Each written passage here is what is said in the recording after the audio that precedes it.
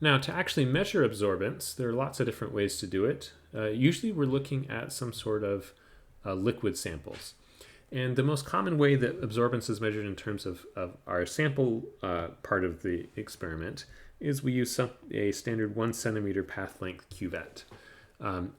Because of Beer's law, right, just to remember, A equals epsilon BC, we want a fixed path length B here. We want that to be the same for all of our measurements so that we can directly compare things to each other. That allows us to determine epsilon and allows us to determine concentration. If we know the concentration, we can determine epsilon, and once we know epsilon, then once we measure the absorbance, we can find the concentration. So we use things that have a known path length, and the standard is to use a 1 centimeter path length just to make things simple.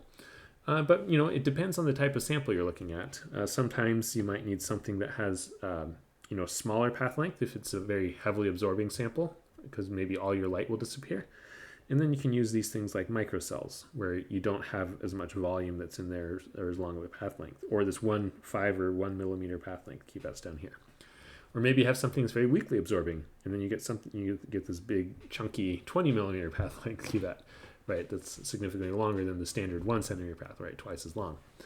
Other options are that you can have cuvettes, flow cuvettes, where you have maybe something that a reaction happening in real time. You can monitor it as it flows through your system.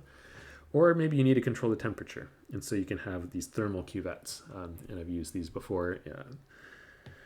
So there's lots of different variety here, and it depends on the application that you're looking at, how you actually do the measurement. One thing I'll just note about Beer's law is this is an approximation for dilute solutions. And this will not work as the absorbance gets larger and larger. Typically, we aim for absorbance values less than 1. Is usually where Beer's law works best. You can go a little bit higher than that, but that's usually what we aim for. The reason being that is the concentration increases, the solute molecules start interacting with each other, and that affects their absorption properties. Other things to keep track of are the epsilon can change as the conditions change. So if you have a different solvent, epsilon will be different. If you measure something in aqueous solution versus measuring it in an organic solvent, you'll get different values of epsilon. And one other thing to think about, so if you plot out epsilon versus wavelength or frequency, usually you'll see some sort of peak that looks something like this for a typical UV vis experiment. You usually want to do your measurement right on the peak. So measure at peak absorbance. And the reason for that is that gives you the highest signal. It lets you measure the smallest possible concentrations. And also, if there's any instability in your wavelength, the peak is not affected nearly as much as if you're on the side of the peak. Here, if your wavelength changes a little bit, it'll drastically change your value of epsilon. Whereas on the peak, it's not going to be as big of a deal if there's a small change in wavelength. As you're doing absorbance measurements, these are some things to take into account. One other thing to be thinking about is what your cuvette is made out of.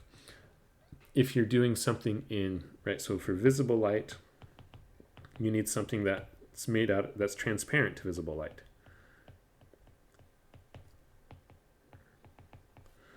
And so your cuvette material is going to need to be something like, there's lots of plastics that are used, as well as quartz or glass cuvettes that can be used.